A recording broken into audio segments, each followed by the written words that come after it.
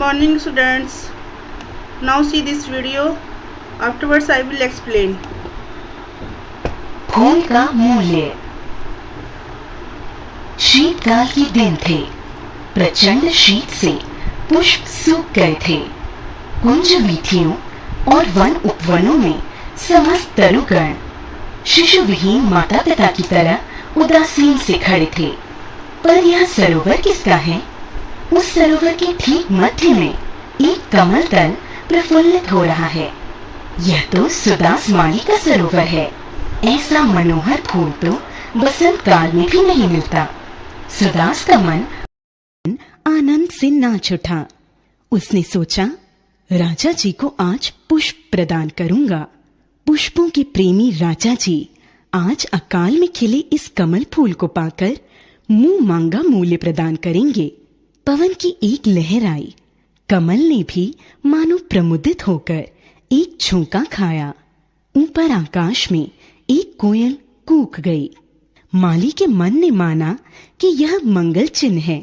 सहस्त्र दल कमल फूल को लेकर सुदास माली राजमहल के सामने प्रतीक्षित नयनों से खड़ा है।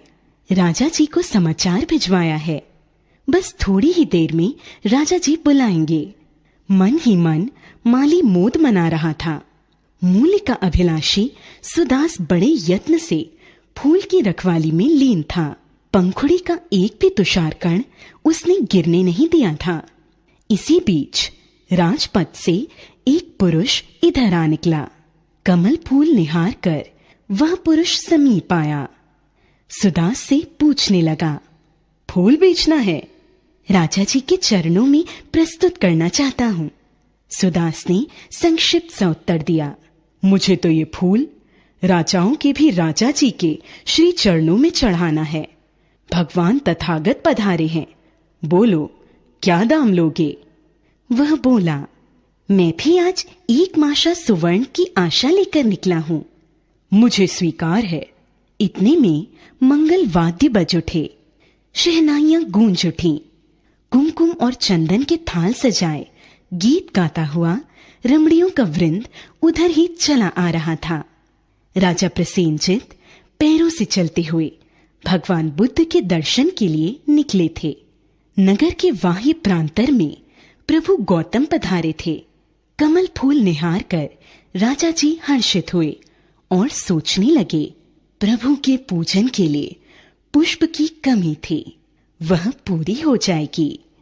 राजा जी ने पूछा, सुदास, फूल का क्या मूल्य लेगा? महाराज, फूल तो इन सज्जन ने ले लिया है। सुदास ने कहा, किस कीमत पर?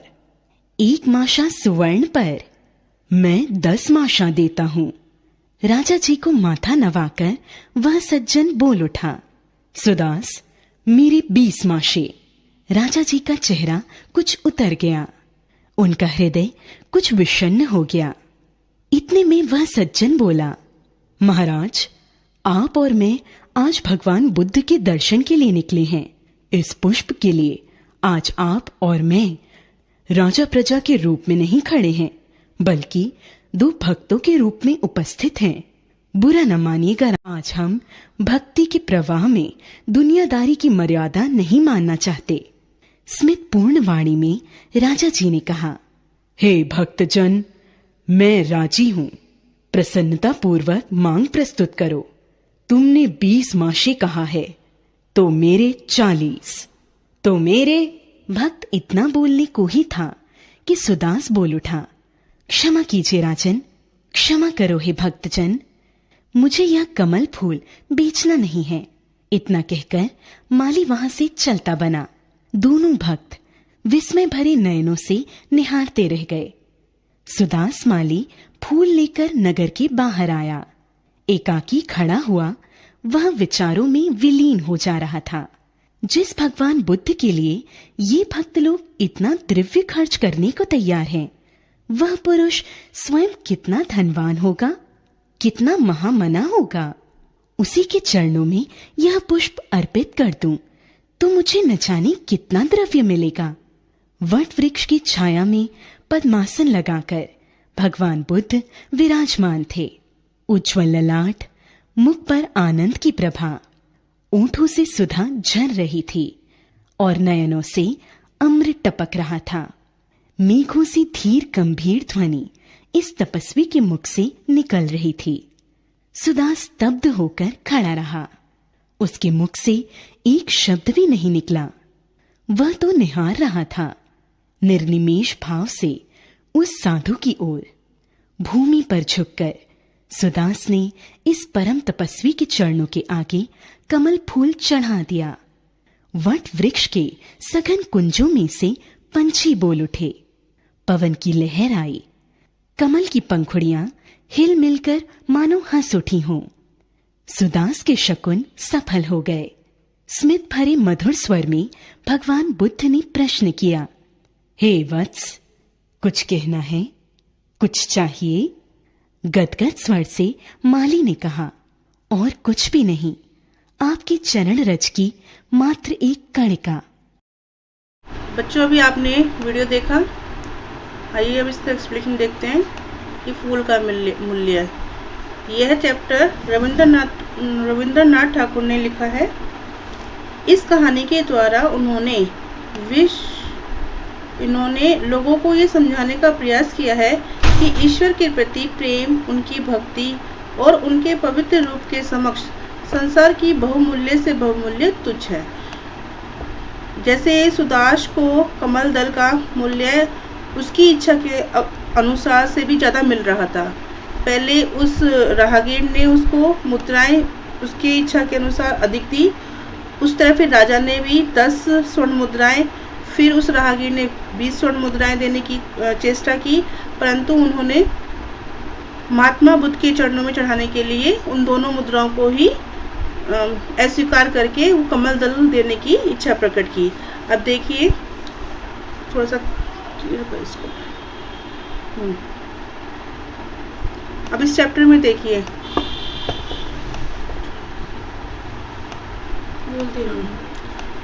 इसमें देखिए शीतकाल के दिन थे। प्रचंड शीत से पुष्प सूख गए थे।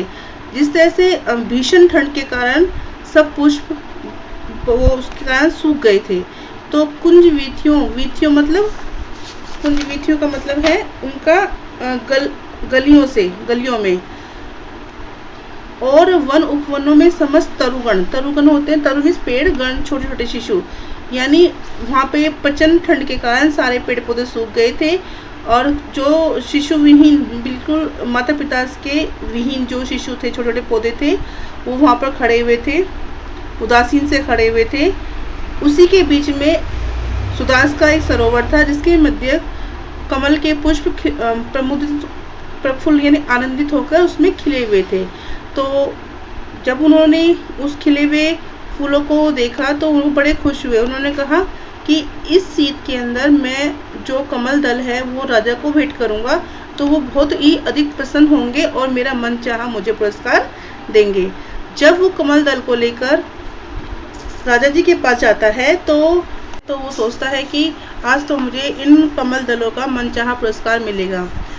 जब वो राजा के महल के बाहर खड़ा होता है सुदास, तो वो मन में सोचता है कि आज तो मुझे एक स्वर्ण मुद्रा मिलेंगी फूलों के बदले।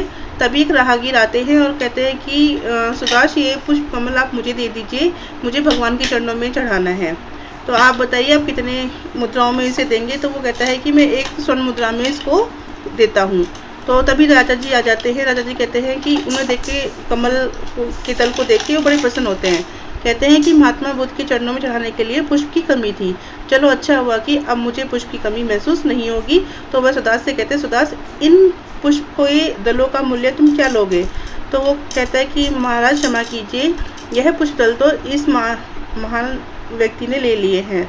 तो कहते हैं कितने में? तो कहते हैं 1 स्वर्ण मुद्रा में। तो वो राजा जी कहते हैं कि मैं इन कमल दल को 10 मुद्राओं में लूँगा। तभी राहगीर बोलता है कि मैं 20 मुद्राओं में लूँगा। राजा जी स्तब्ध से खड़े रह जाते हैं। तब वह राहगीर बोलता है कि महाराज क्षमा कीजिए, आप और मैं आज दोनों ही राजा प्रजा के रूप में उपस्थित नहीं हैं, एक भक्त के रूप में उपस्थित है, जो दोनों ही महात्मा बुद्ध के दर्शन के लिए जा रहे हैं। तो आप और हम साथ जाके इन पुष्प मुद्राओं को, मतलब ये फूल हमें दोनों को ही चाहिए, तो आप एक ये तो पुष्प मैंने खरीद लिए हैं, आप देख लीजिए। तब वह सुदास कहता है, सोचता है अपने मन में कि इस पुष्प दल के लिए ये आपस में इतना मूल्य देने के लिए तैयार हैं, तो जरूरी वो जो महात्मा बुद्ध हैं वो महान होंगे। तो वो यह विचार करता है कि मुझे इन पुष्प दलों को अब बेचना नहीं है, मैं खुद जाके यह पुष्प दल उनके चरणों में अर्पित करूंगा। और जब वह सुदास महात्मा बुद्ध के दर्शन के लिए जाता है और उनके उन्हें देख के जब वो स्तब्ध खड़ा हो जाता है और वो पुष्प दल उनके चरणों में चढ़ा देता है, तो महात्मा बुद्ध कहते हैं, मांगो क्या मांगते हो? तो कहता है कि मुझे कुछ नहीं चाहिए, आपके दर्शन पाके मैं महान हो गया हूँ और मुझे सिर्फ आपके चरणों की धूल की आशा है। इसमें कुछ टफ वर्ड हैं, उनको देखिए। ये जो डेड वर्ड है इनके बहुत, मैं आपको समझाती हूँ क्या क्या है। देखिए इसमें टफ वर्ड है।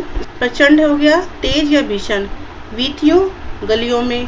प्रमोदित, आनंदित। अभिलाषी, इच्छा करने वाला। तुषारकण, ओष्का कण। रमणीयों, स्त्रियों। वृंद, झुंड। विष्णन, उदास। स्मृति, मुस्कुराहट। एकांकी, अकेला। विलीन, हो जाना। निर्निमेष, बिना पलक झपकाए। रज, धूल और कणिका, छोटे कण।